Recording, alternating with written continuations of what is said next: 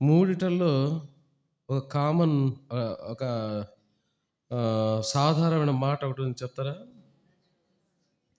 నడుచువాడు నడిపించును కదా. ఓకే, నాకేం అర్థమైందంటే, నాకు అర్థమైంది చెప్తున్నా, మళ్ళీ మీకు ఏమన్నా అర్థమైంది మళ్ళీ నాకు చెప్పండి. నీవు నడుచు మార్గమంతటిలో నీ దేవుడని యెహోవా నీకు తోడైన. కాబట్టి మనకు తోడుగా ఉండి మనల్ని నడిపించే దేవుడు. ఎట్లా తోడుగా ఉంటాడంట? ఎలా తోడుగా ఉంటాడంట? మనకంటే ముందుగా పోతూ నడిపిస్తాడంట. ఎక్కడికి నడిపిస్తాడు? ఎక్కడ నడిపిస్తాడు? జీవజలముల బుగ్గల యొద్దకి. సరే, ఇప్పుడు ఈ 3 వాగ్దానాలు నేను చెప్పినా అనుకోండి, మళ్ళా రేపు ఇదే టైం అవుతుంది. అది వద్దులే, అంత వద్దు. మధ్యలో ఒక పదం ఉంది, ఏంటది? ద్వితీయోపదేశకాండం 31:8. ద్వితీయోపదేశకాండం 31వ అధ్యాయము 8వ వచనం. నీ ముందర నడుచువాడు యెహోవా, ఆయన నీకు తోడైండును, ఆయన నిన్ను విడువడు, నిన్ను ఎడబాయడు. భయపడకము, విస్మయం పొందకమని ఇశ్రాయేలులందరి ఎదుట అతనితో చెప్పాను. దేవుడు మోషేతో ఈ మాట సెలవిస్తూ, నీ ముందర నడుచువాడు యెహోవా, ఆయన నీకు తోడై ఉండును. తోడై ఉండును, తోడుగా ఉండి ముందు నడుస్తూ ఆ దేవుడు మోషేకి ధైర్యం చెప్తున్నాడు. ఎందుకు అంటే 7వ వచనం చూడండి, ఎందుకు ధైర్యం చెప్తున్నాడు? మరియు మోషే యెహోషువ పిలిచి, నీవు నిబ్బరం కలిగి ధైర్యముగా నుండుము, యెహోవా ఈ ప్రజలకిచ్చుటకు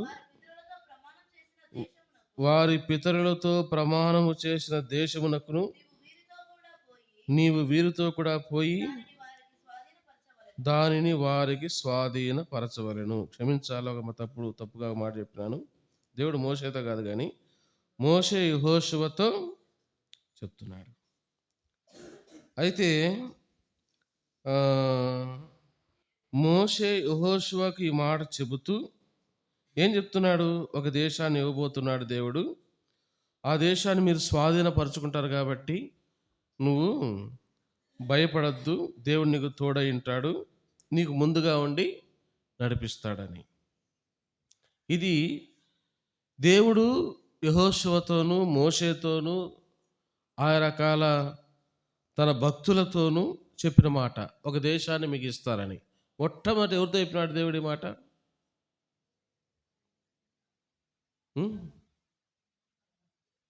ఎవరితో? మా నాయనతో. ఎవరు మా నాయన? ఏమి చెప్పినారు అక్క, థ్యాంక్స్ అక్క, హ్యాపీ న్యూ ఇయర్. ఎవరు మా నాయన? అబ్రహాం. మొట్టమొదటిసారిగా మాట దేవుడు ఒక దేశాన్ని మీకు ఇస్తాను ఎవరితో చెప్పినాడంటే అబ్రహాముతో వాగ్దానము చేస్తూ వచ్చాడు. అబ్రహాంతో వాగ్దానము చేస్తూ వచ్చాడు. ఎందుకు ధైర్యంగా ఉన్నాడు? ఎందుకు నిబ్బరం కలిగి ఉండమన్నాడు? ఎందుకు దేవుడు ముందుగా నడుస్తామన్నాడంటే, ఆ దేశంలోకి పోయే కొద్దీ శత్రువులు ఉన్నారు, నదులు ఉన్నాయి, తర్వాత అరణ్యం ఉంది, రకరకాల సమస్యలు ఉన్నాయి. యెహోషువ యవనస్తుడు కాబట్టి మోషే ధైర్యం చెప్తున్నాడు. యెహోషువ గ్రంథం 1వ అధ్యాయంలో కూడా యెహోషువతో కూడా దేవుడు చెప్తూ అదే కదా, మొదటి వాగ్దానం ఏంది? యెహోషువ 1వ అధ్యాయం 9వ వచనం. అక్కడ కూడా దేవుడు యెహోషువతో అంటాడు. ఇక్కడ మోషే యెహోషువతో చెప్తున్నాడు. 1వ అధ్యాయం 9వ వచనంలో దేవుడు యెహోషువతో చెప్తున్నాడు, అయ్యా మీకు ఒక దేశాన్ని ఇస్తా, మీరు భయపడద్దండి, నువ్వు భయపడద్దు యెహోషువ. ఈ 2 మాటలు కూడా ఎవరితో చెప్పినారు? యెహోషువతో. నువ్వు భయపడద్దు, మీరు ఒక దేశాన్ని స్వాధీనము చేసుకుంటారు. అయితే మీకంటే ముందుగా ఎవరు పోతున్నారు? మీ దేవుడైనా యెహోషువ కంటే ముందు ఎవరు పోతున్నారు? దేవుడైనా యెహోవా పోతున్నాడు. దేవుడైన యెహోవా పోతున్నాడు. చూడండి, సంఖ్యాకాండం 10వ అధ్యాయం సంఖ్యాకాండము 10వ అధ్యాయము 31వ వచనం. అందుకు మోషే, నీవు దయచేసి మమ్ము విడవకుము, ఎట్లనగా ఈ అరణ్యమందు మేము దిగవలసిన స్థలములు నీకు తెలుసున్నవి, నీవు మాకు కన్నుల వలె ఉందువు. ఇక్కడ మోషే వేరే వార్త మాట అంటున్నాడు. అయితే నేను ఒక మాట చదువుతాను, 10:33-34 చదువుతాను. వారు యెహోవా కొండ నుండి 3 దినముల ప్రయాణము చేసిరి. వారికి విశ్రాంతి స్థలము చూచుటకు ఆ 3 దినముల ప్రయాణములో యెహోవా నిబంధన మందసము వారికి ముందుగా సాగెను. వారు తాము దిగిన స్థలం నుండి సాగినప్పుడు యెహోవా మేఘము పగటి వేళ వారి మీద ఉండిన. వారికి ముందుగా ఏం పోయిందంట? మందసం. మందసం అంటే ఎవరు ఉంటారు మందసంలో? మందసం అంటే ఆ దేవుడు, దేవుడు ఉన్నట్టే. ఒక చోట మోషే అద్భుతమైన మాట చెప్తాడు, కాకపోతే సందర్భం అది కాదు కాబట్టి నేను విడిచిపెడుతున్నాను. కాబట్టి యెహోషువ గ్రంథంలో కూడా మోషే విషయంలో కూడా ఆ రకాల కొన్ని పరిస్థితుల్లో మందసాన్ని ముందు పెడతాడు దేవుడు. ఒక్కోసారి దేవుడే నేనే మీకు ముందుగా పోతా అంటాడు. ఎందుకంటే దేవుడు ఎందుకు ఆ విధంగా చేస్తున్నాడు అంటే వారికి ధైర్యాన్ని ఇవ్వడానికి. చాలా విషయాలు ఉన్నాయి కానీ బైబిల్లో చాలా విషయాలు ఉన్నాయి కానీ దేవుడు ప్రయాణాల్లో ముందుగా పోతాడు. యుద్ధ సమయంలో ముందుగా నడిచిన సందర్భాలు ఉన్నాయి. ప్రయాణాల్లో, యుద్ధ సమయంలో, భయభీతుల్లో. యెషయా గ్రంథంలో అంటాడు కదా, ఏమని? నువ్వు సముద్రంలో పడి దాటునప్పుడు అవి నీ మీద పొర్లి. అద్భుతమైన పాట ఉంది కదా ఆ వాక్యం పైన, చాలా చక్కటి పాట ఉంది. కాబట్టి ఎటువంటి పరిస్థితులైనా సరే, అది అరణ్యమా, యుద్ధమా, నదులా, యోర్దాను నదా, ఎర్ర సముద్రమా, లేకపోతే ఏదైనా సమస్యనా, శత్రువుల భయమా, చాలా సంగతులు ఉన్నాయి బైబిల్లో. నేను అన్ని వాక్యాలని ధ్యానిస్తూ వచ్చినప్పుడు చాలా అద్భుతమైన వర్తమానం వచ్చింది, కానీ నేను దాని గురించి మాట్లాడడంలే, టూకీగా చెప్తున్నా. నీ జీవితం ఏ సమస్య గుండా పోయినా సరే నీకంటే ముందు ఎవరు పోతున్నారు? ఒక వ్యక్తి, ఒక ఆయన, అదేంటంటే పుస్తకం పేరు చార్లెస్ కౌమిది ఏదో పేరుంది, రచయిత. ఒక స్త్రీ రాసింది, ఎడారిలో సెలయేర్లు. ఎడారిలో సెలయేర్లు అద్భుతమైన బుక్. డైలీ పోర్షన్ కింద ఉంటుంది, చాలా బాగుంటుంది. అనుదిన వాక్యం కింద చాలా బాగుంటుంది బుక్ అది. ఆమె అనుభవంతో రాస్తూ వచ్చింది. ఒక సందర్భంలో రాస్తూ ఆమె ఏమంటుందంటే, ఒక వ్యక్తి నిరాశ నిస్పృహలతో ఆ సముద్రం ఇసుక ఒడ్డున వెళ్తున్నప్పుడు, ఏదో ఆలోచించుకుంటా పోతున్నప్పుడు, నాకెవరు లేరు కదా, ఏంటి నా జీవితం ఇట్లా అయిపోయింది, నిరాశ నిస్పృహలతో కన్నీళ్లతో ఆ వ్యక్తి పోతున్నప్పుడు ఆ వ్యక్తి కంటే ముందు కొన్ని అడుగులు ముందు కనపడ్డాయంట. ఆమె రాస్తుంది ఆ బుక్లో. ఆ వ్యక్తి ఆలోచిస్తాడు, ఏంటిది, నాకంటే ముందు ఏవో అడుగులు పడుతున్నాయి. అప్పుడు దేవుడు అతనితో మాట్లాడుతాడంట, ఎవరో కదా నాయన, నీకంటే ముందుగా ఎవరు పోతున్నారు? నేను పోతున్నా. నీ కన్నీళ్ళలో, నీ కష్టాల్లో, నీ బాధల్లో, నీ ఇరుకులు ఇబ్బందుల్లో, ఒకవేళ మనుషులు నిన్ను తృణీకరించిన, ఇబ్బంది పెట్టినా, కష్టపెట్టినా, నీకంటే ముందు ఎవరు పోతున్నా? నీ బాధలో నేను పాలు పంచుకుంటున్నా. కొంతమంది భర్తల ద్వారా సమస్యలు, భార్యలకి, కుటుంబాల్లో సమస్యలు, ఉద్యోగాలు లేక సమస్యలు కదా, పిల్లలు లేక సమస్యలు, పెళ్ళిళ్ళు కాక సమస్యలు, పెళ్ళి అయితే ఒక సమస్య, పెళ్ళి కాకపోతే ఒక సమస్య, బిడ్డలు పుడితే ఒక సమస్య, బిడ్డలు పుట్టకపోతే ఒక సమస్య. రకరకాల సమస్యలతో కుటుంబాలు తల్లడిల్లిపోతున్నప్పుడు ఆ సమస్యలతో తల్లడిల్లుతున్న వారికి ముందుగా ఎవరు పోతున్నారు? నీ దేవుడని యెహోవా నీకు ముందు పోతున్నాడు. నేను ఆ విషయాలని చెప్పడం లేదు, కానీ నాకు ఒక సందర్భం తటస్థిస్తూ వచ్చింది. ఆ సందర్భాన్ని మీకు చెప్తాను. చూడండి, మలాకీ గ్రంథం. దేవుడు కొన్ని విషయాల్లో కొందరిని ముందుగా పంపిస్తూ వచ్చినాడు. మలాకీ గ్రంథం మీకు ఈ పాటికి అర్థమైపోవాలి. మలాకీ అంటే 3వ అధ్యాయం 1వ వచనం. ఇదిగో నాకు ముందుగా మార్గము సిద్ధపరచుటకై నేను నా దూతను పంపుచున్నాను, మీరు వెదకుచున్న ప్రభు అనగా మీరు కోరు నిబంధన దూత తన ఆలయమును హఠాత్తుగా వచ్చును, ఇదిగో ఆయన వచ్చుచున్నాడని సైన్యములకు అధిపతి యెహోవా సెలవిచ్చుచున్నాడు. ఇదిగో నాకు ముందుగా మార్గము సిద్ధపరచుటకై నేను నా దూతను పంపుచున్నాను. ఎవరికి ముందుగా ఎవరు పోతున్నారు? ఇప్పుడు దేవుడు, తండ్రి అయిన దేవుడు ఎవరికి ముందుగా ఎవరు పంపిస్తున్నాడు?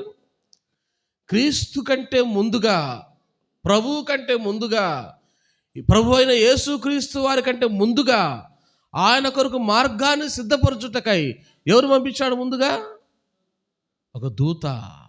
ఎవరా దూత? ఎవరా దూత? బాప్తిసమిచ్చు యోహాను. అపోస్తుల కార్యములు 19వ అధ్యాయం. ఎందుకు పంపించాడు దూతను? అపోస్తుల కార్యములు 19వ అధ్యాయం 4వ వచనం. అపోస్తుల కార్యములు 19వ అధ్యాయము 4వ వచనం. అందుకు పౌలు, యోహాను తన వెనుక వచ్చు అని యందు అనగా యేసునందు విశ్వాసముంచవలెనని ప్రజలతో చెప్పుచు మారు మనస్సు విషయమైన బాప్తిస్మమిచ్చినని. ఎందుకు? యేసు ప్రభు వారి కంటే ముందుగా ఒక దూతను దేవుడు పంపించినాడు. ఎందుకు పంపించాడంట? ఇక రాయబడింది అపోస్తుల కార్యం 19:4. అందుకు పౌలు, యోహాను తన వెనుక వచ్చు అని యందు. ఎవరు వెనక వచ్చింది? ఎవరు ముందు పోయినారు? ముందు పోయింది ఎవరు? బాప్తిస్మమిచ్చు యోహాను. వెనక వచ్చేది ఎవరు? ప్రభు అయిన యేసుక్రీస్తు వారు. ఈ క్రీస్తు గురించి యోహాను ఏం చెప్పాలా? ముందుగా పోయి ఏం చెప్పాలా? సువార్త అందించాలా. ఏం సువార్త చెప్తున్నాడంట? అనగా యేసునందు విశ్వాసముంచవలెనని ప్రజలతో చెప్పుచు మారు మనస్సు విషయమైన బాప్తిసమిచ్చనని చెప్పాను. ఏం చెప్తున్నాడంట? యేసు ప్రభునందు విశ్వాసం ఉంచండి. ఎందుకు విశ్వాసం ఉంచాలి యేసు ప్రభు పైన? ఏమండి, యేసు ప్రభు పైన ఎందుకు విశ్వాసం ఉంచాలా? ఏమని విశ్వాసం ఉంచాలా? విశ్వాసం ఉంచితే ఏమవుతుంది? విశ్వాసం ఉంచకపోతే ఏమవుతుంది? మారు మనసు పొందితే ఫలితమేమి? మారు మనసు పొందకపోతే ఫలితమేమి? బాప్తిసం తీసుకుంటే వచ్చే లాభమేమి? బాప్తిసం తీసుకోకపోతే వచ్చే నష్టమేమి? ఇవన్నీ చెప్పడానికి యేసు ప్రభు వారి కంటే ముందుగా ఎవరు పోయినారు? కొంతమంది బాప్తిసం తీసుకుంటారు. ఎప్పుడు? నిజం చెప్పాలా? ఏమక్క? అబ్బా, ఏమి చెప్పిద్రి. ఎప్పుడు తీసుకుంటారు బాప్తిసం? పెళ్లి బాప్తిసం. ఆ ఇచ్చే పాసను కొట్టాలి ముందు. ఏమన్నా అనుకోండి, దేవా క్షమించు. బాప్తిసం ఇచ్చినందుకు కాదు, ఇచ్చే టైపులో వేరే ఉంటాయి. ఎట్టిస్తారు తెలుసా? డ్రమ్ములో ముంచుతారు. ఎట్టా? దేవుని బిడ్డలారు, నా గురించి ఏమన్నా అనుకోండి, నేను ఇట్నే చెప్తా బోధ. డ్రమ్ములో ముంచుతారు కొంతమంది ఇటు చిలకరిస్తారు. ఏంది దాన్ని? ఏం బాప్తిసం అంటారు? చిలకరింపు బాప్తిసం. చిలకల బాప్తిసం లేదు ఎట్టో. ఏం బాప్తిసం? చిలకరింపు బాప్తిసం. డ్రమ్ములో ముంచుతారు. పెళ్లి బాప్తిసం అంట. ఏం బాప్తిసం? ఇవన్నీ చెప్పడానికే యేసు ప్రభు వారి కంటే ముందుగా ఎవరు వచ్చినారు? కొంతమంది వచ్చారంట. మత్తయి సువార్త 3వ అధ్యాయంలో బాప్తిసం ఇచ్చి యోహాను కాడికి. ఏమని? మాకు బాప్తిస్మే అని. అప్పుడు ఏమన్నాడు యోహాను? ఏ సంతానమంట?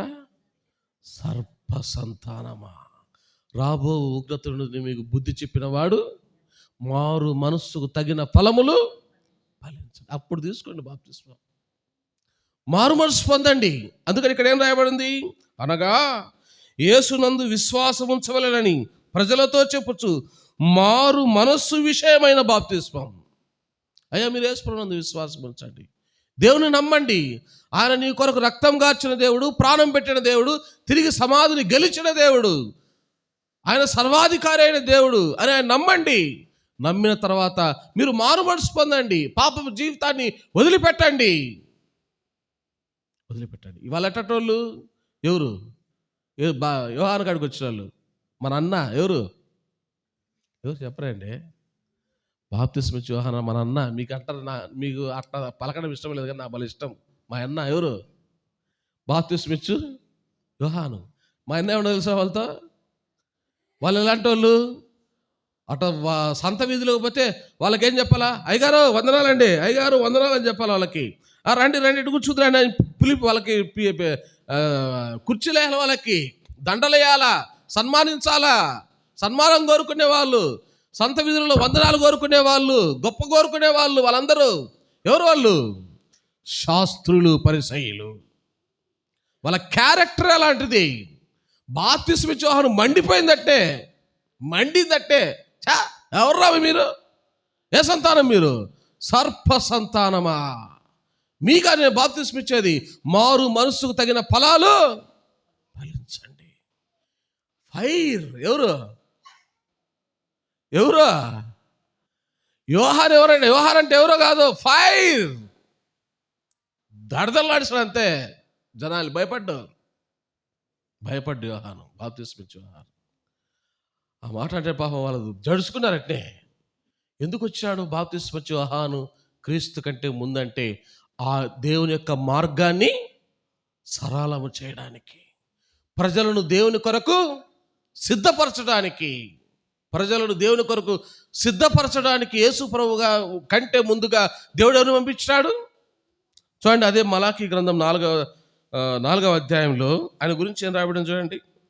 చాలా సంగతులు ఉన్నాయి, కానీ కొన్ని వచనాలని ఒక వచనం చూపిస్తాను. మలాకీ గ్రంథం 4వ అధ్యాయం 5వ వచనం. యెహోవా నియమించిన భయంకరమైన మహాదినము రాకమునుపు నేను ప్రవక్తగయు ఏలియాను మీ యొద్దకు పంపుదును. నేను వచ్చి దేశమును శపింపకుండానట్లు అతడు తండ్రుల హృదయములను పిల్లల తట్టును, పిల్లల హృదయములను తండ్రుల తట్టును త్రిప్పును.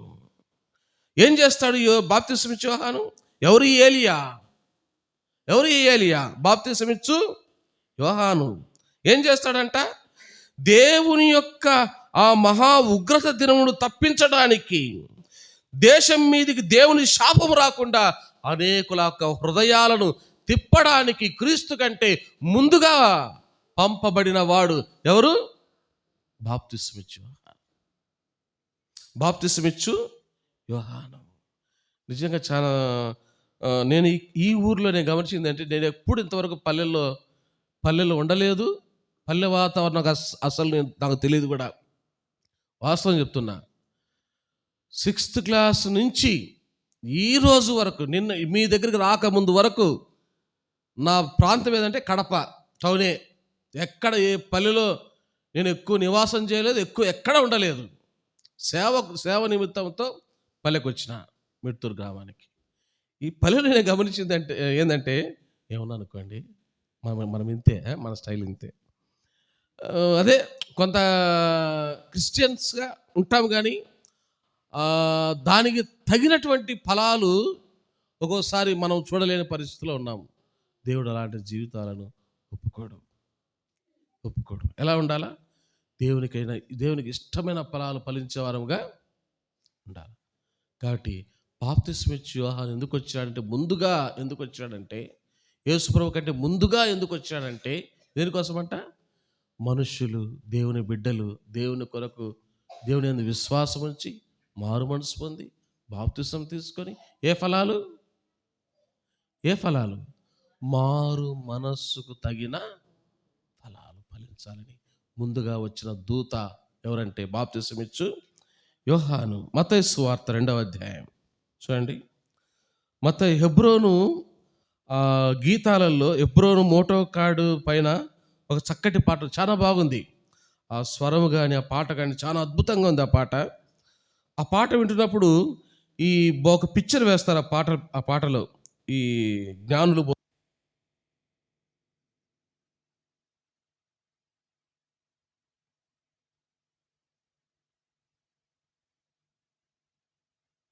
2వ అధ్యాయం, మత్తయి రాసిన సువార్త 2వ అధ్యాయము 1వ వచనం నుంచి. రాజు అయిన హేరోదు దినముల యందు యూదయ దేశపు బెత్లెహేములో యేసు పుట్టిన పిమ్మట, ఇదిగో తూర్పు దేశపు జ్ఞానులు యెరూషలేమునకు వచ్చి, యూదుల రాజుగా పుట్టిన వాడు ఎక్కడున్నాడు?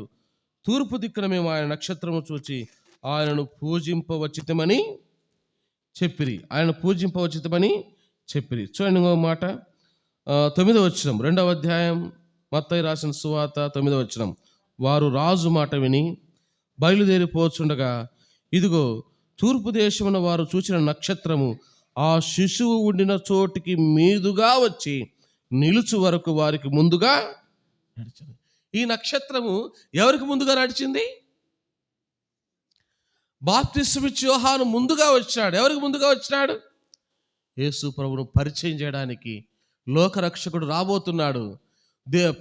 లోక పాపములు మోసుకొని పోయి దేవుని గొర్రెపిల్ల రాబోతున్నాడు, నా వెనక రాబోతున్నాడని ముందుగా వచ్చిన వాడు ఎవరంటే బాప్తిస్మమిచ్చు యోహాను. అంటే దేవుణ్ణి పరిచయం చేయడానికి వచ్చిన వాడు ఎవరు?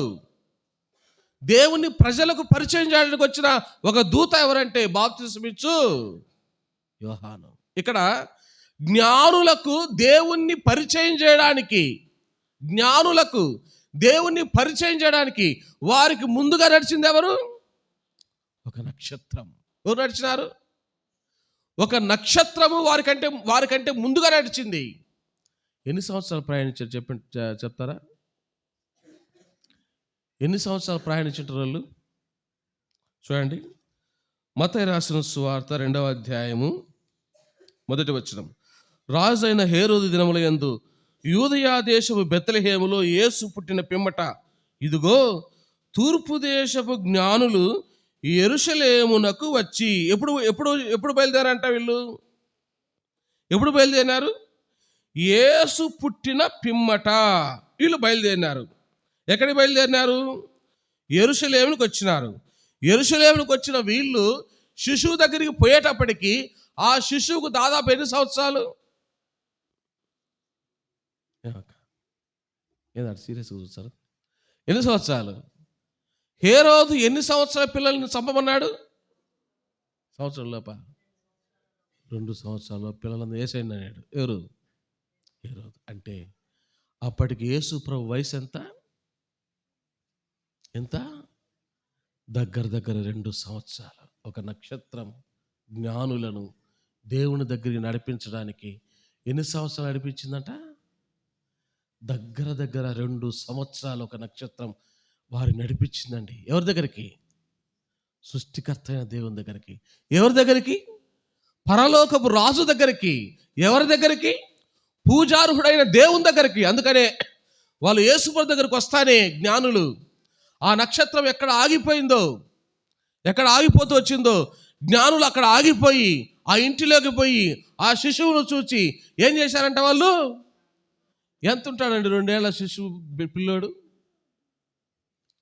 2 ఏళ్ల పిల్లోడు ఎంత ఉంటాడండి? ఈ రాఖీకి ఎంత వయసుక? 3 అంటే ఆ అబ్బాయి కంటే చిన్నోడు. ఆ అబ్బాయి కంటే చిన్నోడు. 2 సంవత్సరాలు అంటే అబ్బాయి కంటే చిన్నోడు. ఆ అబ్బాయి ఎదుట వీళ్ళెవరు? కొంతమంది బబులోను జ్ఞానులు అంటారు, కొంతమంది పర్షియా ఆ దేశపు జ్ఞానులని కొంతమంది అంటారు. మొత్తానికి ఏదైతే ఏమైంది, వాళ్ళు ఖగోళము తెలిసిన మహాజ్ఞానులు, తూర్పు దేశపు మహాజ్ఞానులు. ఆ జ్ఞానులు ఆయన ఎదుట, శిశువు ఎదుట ఏం చేశారంట?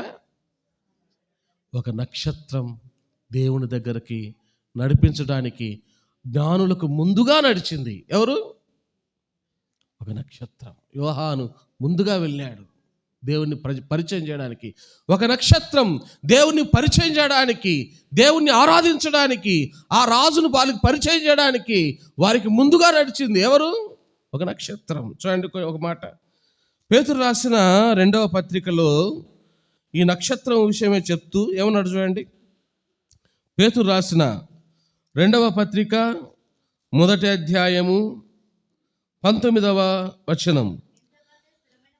మరియు ఇంతకంటే స్థిరమైన ప్రవచన వాక్యము మనకున్నది, తెల్లవారి వేకువ చుక్క మీ హృదయములలో ఉదయించు వరకు ఆ వాక్యము చీకటి గల చోటున వెలిగించు దీపమైనట్టున్నది, దాని యందు మీరు లక్ష్యం ఉంచేలా మీకు మేలు. జ్ఞానులు దేనిందు లక్ష్యం ఉంచినారు? యేసు పుట్టినాడని తెలిపింది ఎవరు జ్ఞానులకి? నక్షత్రం. నడిపించింది ఎవరు? నక్షత్రం. ముందుగా వెళ్ళింది ఎవరు? నక్షత్రం. ఆయన పరిచయం చేసింది ఎవరు? నక్షత్రం. ఇప్పుడు మన హృదయాలలో ప్రకాశింప చేయబడింది ఏది? తెల్లవారి వేకువ చుక్క. ఇక్కడ చుక్క అని రాయబడింది. నాకు డౌట్ వచ్చి ఇంగ్లీష్లో చూసిన, ఏంది చుక్క అని పెట్టాడు మనోడు, ఏంది బుగ్గ చుక్క, ఏ చుక్క అని పోయి బైబిల్లో చూస్తే అక్కడ ఏం రాయబడింది? స్టార్. స్టార్ అంటే పవన్ స్టారు, మెగాస్టారు, ఇంకే స్టార్లు నాది. ఆ స్టార్ కాదు, ఈ స్టార్ మనం ఇంటి పేరు కిస్మిస్కి పెట్టుకుంటాంలే, ఆ స్టార్లు కాదు. ఏ స్టార్ ఇది? ఏ స్టార్? వాక్యం. ఏంటి? వాక్యం. దాని నక్షత్రంతో పోల్చినాడు దేవుడు. అది మన హృదయాల్లోకి వచ్చి ఏం చేసిందంట? వెలుగిచ్చింది. ఎక్కడి నుంచి? చీకటిలో నుండి మనల్ని వెలుగులో నడిపించింది. ఒక నక్షత్రం చీకటిలో ఉన్న వారిని వెలుగులో నడిపించడానికి ఎలా నడుస్తుందంట? మనకంటే ముందుగా దేవుణ్ణి పరిచయం చేయడానికి. బాప్తిస్మిచ్చి యోహాను క్రీస్తును పరిచయం చేయడానికి ఈ లోకంలో ముందుగా పుట్టినవాడు. ఒక నక్షత్రం జ్ఞానులకు క్రీస్తును పరిచయం చేయడానికి ముందుగా నడుస్తూ వచ్చింది. చూడండి, యెషయా గ్రంథం 41వ అధ్యాయం. యెషయా గ్రంథం 41వ అధ్యాయం 3వ వచనం. యెషయా గ్రంథం, అతడు వారిని తరుముచున్నాడు, తాను ఇంతకు ముందు వెళ్ళని త్రోవనే సురక్షితముగా దాటిపోచున్నాడు. ఎవడు దీనిని ఆలోచించి జరిగించను? ఆది నుండి మానవ వంశములను పిలిచిన వాడనైన యెహోవానగు నేనే. ఏం చెప్తున్నాడు? అతడు వారిని తరుముచున్నాడు, తాను ఇంతకు ముందు వెళ్ళని త్రోవనే సురక్షితముగా దాటిపోచున్నాడు. ఎవరండి ఈయన? చూడండి ఒక మాట, అదే యెషయా గ్రంథము 45వ అధ్యాయము. యెషయా గ్రంథము 45వ అధ్యాయము 2వ వచనం. నేను నీకు ముందుగా పోవచ్చు, మెట్టగానున్న స్థలములను సరళము చేయుదును, ఇత్తడి తలుపులను పగలగొట్టెదను, ఇనుప గడియలను. ఏం పాడతాం పాట? ఏం పాట పాడతాం కేసు మనకు చెప్పరే? ఇత్తడి తలుపుల పగులగొట్టి ఇనుప గడియలను. ఏమి పాట రాశారండి భక్తులు. హ్యాట్స్ ఆఫ్ అండి వాళ్ళకి, పాదాలకు వందనాలండి. చక్కటి పాట. ఏంటి ఇనుప గడియలు? ఏంటి ఇత్తడి తలుపులు? విరగొట్టడానికి ఒక అతనికి ముందుగా పోతున్నాడు అంటే ఎవరు ఆయన? ఏం రాయబడింది? నేను 45 మొదటి నుంచి చదువుతాను. అతని పక్షమున జనములను జయించుటకు నేను అతనికి కుడి చేతిని పట్టుకొని ఉన్నాను. నేను రాజుల నడికట్లను విప్పెదను, ద్వారములు అతని ఎదుట వేయబడకుండా తలుపులు తీసేదను అని యెహోవా తాను అభిషేకించిన కోరేషును గురించి సెలవిస్తున్నాడు. నేను నీకు ముందుగా పోవచ్చు, మెట్టగానున్న స్థలములను సరళము.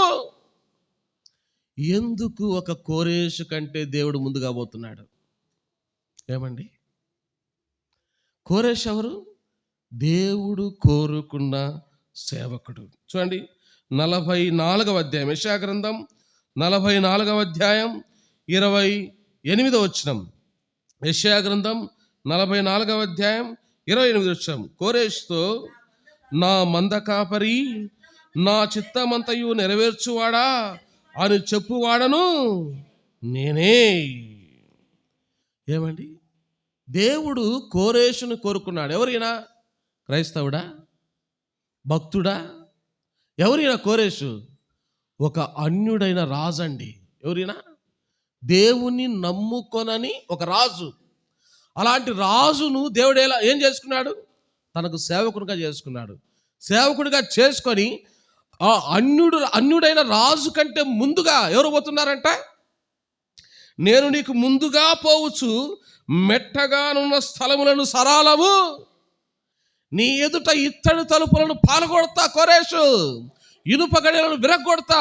నీకెవడు అడ్డొచ్చినా సరే నీ ముందు ఎవడు కూడా నిలవబడలేడు. ఎందుకు తెలుసా? నీకంటే ముందుగా ఎవరు పోతున్నారు?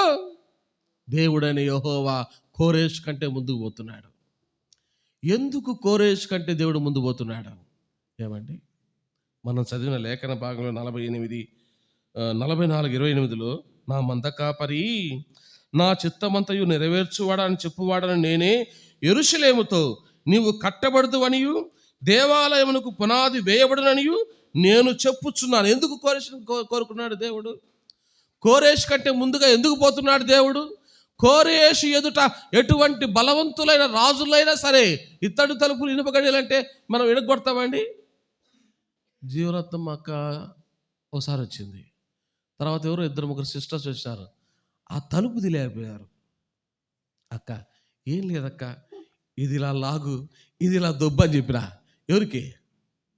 జీవరత్నం అక్కకి 2 సార్లు చూపించిన ట్రైల్, ఇది ఇలా లాగు, ఇది ఇలా దొబ్బు అని చెప్పిన. ఎన్నిసార్లు చెప్పినా అన్న నాకు రాలేదన్నాను. ఇది ఎవరు? జీవమంగ నా వద్దులే చెప్పడం బాగుండదు చెప్పేసి నేను దొబ్బిన. దేన్ని? నేను దొబ్బినా ఒకసారి రావడంలే, ఫస్ట్లో నాకు రాలే. మళ్ళీ ఎవరు? ఇమ్మానుయేల్ అన్న నేను అంటున్నాడు. ఇమ్మానుయేల్ నాకు చెప్పింది, నాకు ట్రైల్ చూపించాడు. అన్న ఏం లేదన్నా, ఇది ఇట్లా లాగి ఇది దొబ్బు అన్నాడు. నేను దొబ్బినా వచ్చేసింది. చిన్న తలుపు అండి, చెక్క తలుపు అండి, అది చెక్క తలుపు. దేవుడు ఏ తలుపులు పాల్గొడతామన్నాడు కోరేషు ముందు? ఇత్తడి తలుపులు. దాన్ని కొట్టాలని సాధ్యం కదండి. ఇనుప గడియ రాదండి, రాదు. అంటే బలవంతులైన రాజులు కానీ ఎవరినైనా సరే కోరేషు నీ ఎదుట నిలవలేరు. ఎందుకో తెలుసా? నీకంటే ముందుగా ఎవరు పోతున్నా? నేను పోతున్నా. ఎందుకు కోరుకున్నాడు కోరేషును? ఎందుకు కోరేషు కంటే దేవుడు ముందుగా పోతున్నాడు? ఎందుకు రాజులను కోరేషుకు అప్పగించాడు? ఎందుకు అంత అధికారం కోరేషుకు దేవుడు ఇచ్చాడంటే ఆ కోరేషు ద్వారా దేవుని ప్రజల్ని విడిపించి వారి ద్వారా యెరూషలేమును కట్టబడాలా. అక్కడ ఆ దేవుని యెరూషలేములో ఆ దేవుని ప్రజలు అక్కడ కూడుకొని ఆ దేవుణ్ణి ఆరాధించాలా. అదండి విషయం, అదండి. ఒక యోహాను ముందుగా వెళ్ళాడు దేనికోసం? క్రీస్తును పరిచయం చేయడం కోసం. ఒక నక్షత్రం జ్ఞానులకు ముందుగా వెళ్ళింది దేనికోసం? క్రీస్తును పరిచయం చేయడం కోసం. దేవుడు ఒక కోరేషుకు ముందుగా పోయినాడు ఎందుకోసం? తన బిడ్డలు యెరూషలేములో కూడుకొని ఆ దేవుణ్ణి ఆరాధించడం కోసం. చూడండి, యెషయా గ్రంథం 41వ అధ్యాయం, యెషయా గ్రంథం 41వ అధ్యాయము 14వ వచనం. పురుగు వంటి యాకోబు, స్వల్పజనము ఇశ్రాయేలు, భయపడకుడి, నేను నీకు సహాయము చేయుచున్నాను అని యెహోవా సెలవిచ్చుచున్నాడు. నీ విమోచకుడు ఇశ్రాయేలు పరిశుద్ధ దేవుడే. ఎందుకు ఈ మాట చెప్తున్నాడు? ఎందుకు ఇశ్రాయేలు ప్రజలతో దేవుడు ఈ మాట చెప్తున్నాడంటే, ఎందుకు చెప్తున్నాడంటే కోరేషును నేను కోరుకున్నాను, మీ నిమిత్తమై అతన్ని నేను పంపిస్తున్నాను. కాబట్టి ఇశ్రాయేలు వారలారా మీరు భయపడద్దండి, మిమ్మల్ని విమోచించడానికి ఎక్కడున్నారు వీళ్ళు? దేవుడు కోరేషు కంటే ముందుగా వెళ్ళకముందు ఇశ్రాయేలు ప్రజలు ఎక్కడున్నారు? బబులోను సామ్రాజ్యపు యొక్క చెరలో ఉన్నారు. ఎక్కడ? బబులోను సామ్రాజ్యపు చెర. అన్ని దేశంలో బందీలుగా ఉన్నారు. ఎవరు? బానిసత్వంలో ఉన్నారు. ఎవరు? ఇశ్రాయేలు ప్రజలు. అక్కడ నుండి కోరేషు ద్వారా వారు విడిపించబడి, ఆ విడిపించబడ్డ ప్రజలు యెరూషలేముకు వెళ్ళిన ప్రజలు దేవాలయాన్ని కట్టిన ఆ ప్రజలు ఆ దేవుణ్ణి ఆరాధన చేయడానికి దేవుడు ఎవరికంటే ముందుగా వెళ్తున్నాడు? ఇప్పుడు మీకు ఒక సంగతి, ఒక లైట్ వెలగాలి మీ మైండ్లో. ఏంటి? దేవుడు ఎవరికి ముందుగా పంపించినా, ఎవరికి ముందుగా పోయినా కారణం ఒకటే. ఏంటి చెప్పండి? ఆ దేవుణ్ణి తెలుసుకోవాలా, ఆ దేవుణ్ణి ఆరాధించాలా. ఎందుకు దేవుడు మోషే కంటే ముందుగా పోయినాడు? దేవుడు మోషే కంటే ముందుగా మోషే యెహోషువతో ఏం చెప్పినాడు? నీ ముందర నడుచువాడు. ఎందుకు? ఒక వాగ్దానం చేశాడు దేవుడు. ఏం వాగ్దానం? నీకు, నీ సంతానానికి ఈ దేశాన్ని నేను ఇస్తా. ఆ దేశంలో వారిని ప్రవేశపెట్టడానికి వారికి కనాన్ని ఇచ్చినాడు. మనకేమిస్తున్నాడు? మనకే రాజ్యం. మనకు దేవుడిచ్చే రాజ్యం పరలోక రాజ్యం. ఆ పరలోక రాజ్యంలో మనం చేర్చడానికి మనకంటే ముందుగా ఆ దేవుడు ఈ లోకానికి రాకముందు ఆయన కంటే ముందుగా ఎవరు పంపించినాడు? నాలాంటి పొట్టి సేవకుల్ని, లావుగా ఉండే సేవకుల్ని, పొడుగ్గా ఉండే సేవకుల్ని, వాక్యం చెప్పే వాళ్ళని సంఘానికి పంపిస్తూ వచ్చాడు. ఎందుకు తెలుసా? అయ్యా మీరంతా సిద్ధపడాలా. దేనికి? దేనికి? సేవకుడు మనుషులను మెప్పు కోరి బోధ చేయకూడదు. ఎప్పుడు మనుషులకు ఇష్టంగా ఉండాలని బోధ ఎప్పుడు చేయకూడదు. వాడు పోతాడు, నరకానికి పోతాడు బోధకుడు ఎవడైనా సరే. డబ్బును ఆశించి బోధ చేయకూడదు సేవకుడు.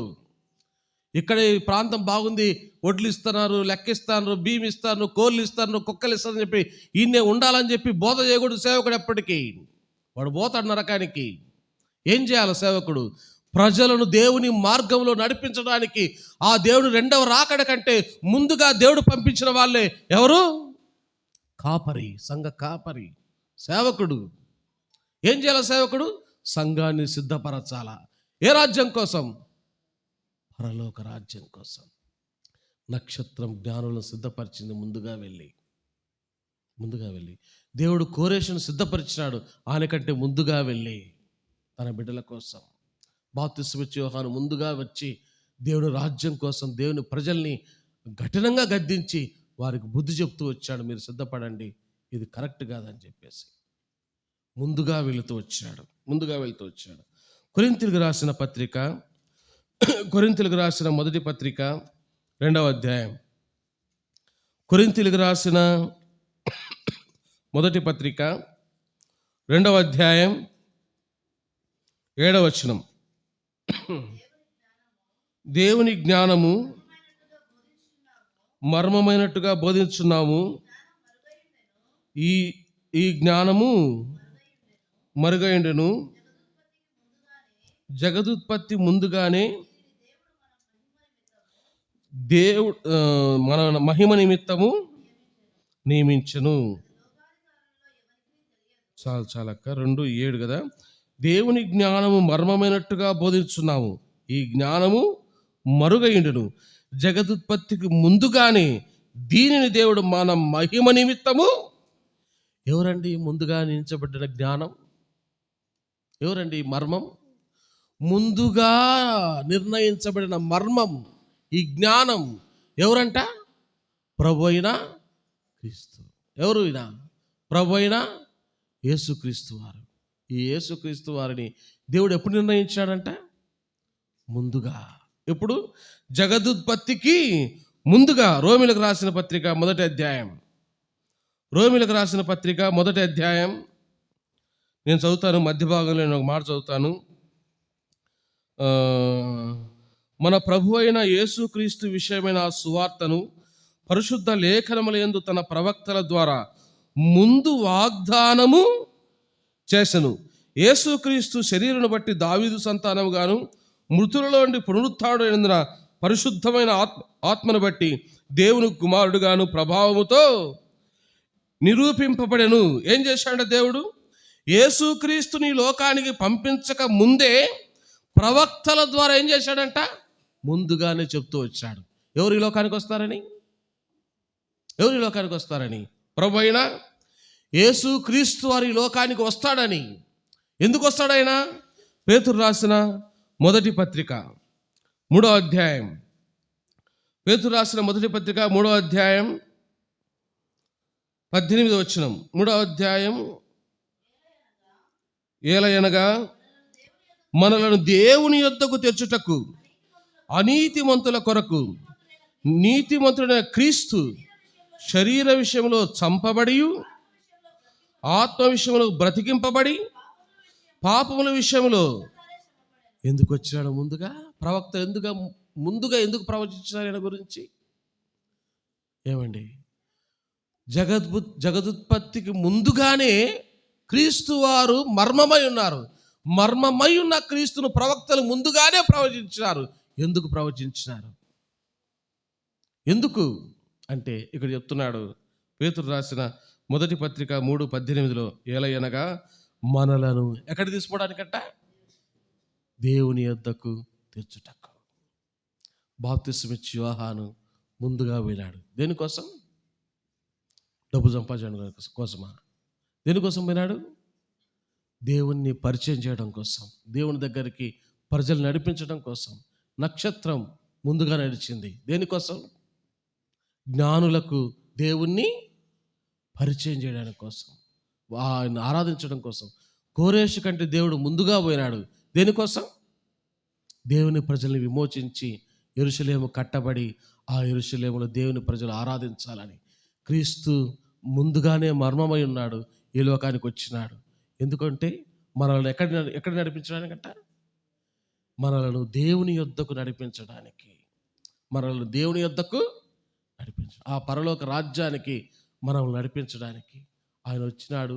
ఏం చేయబడ్డాడంట? శరీరమందు చంపబడ్డాడు. నీ కోసం చంపబడ్డాడు, నా కోసం చంపబడ్డాడు. ఆయన శ్రమ పట్టబడ్డాడు. కల్వారి గిరిలో నా సిలువాలు క్రీస్తేసు పలు బాధలుందేను, ఘోర బాధలు పొందేను నీ కోసమే, అది నా కోసమే. ఎందుకంట ఆయన శ్రమ పడ్డబడి చంపబడి మనలను ఎవరి దగ్గర నడిపించడానికి? దేవుని యొద్దకు నడిపించడానికి పరలోకపు తండ్రి చేత ముందుగా నిర్ణయింపబడిన దేవుని కుమారుడే ప్రభు అయిన యేసుక్రీస్తు వారు. కాబట్టి ఆ మర్మాన్ని, ఆ జ్ఞానాన్ని ఆయన తెలియపరచడానికి ఎవరున్నారు ఈ కాలంలో? మేమేనండి సేవకులు. ఎవరు? సేవకులు.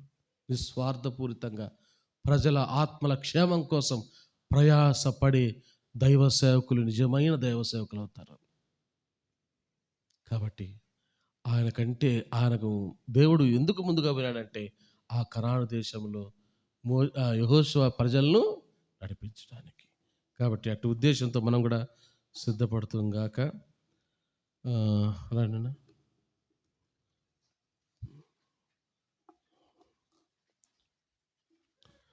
జాన్ వాగ్దానాలు తెచ్చాను క్యాలెండర్లో.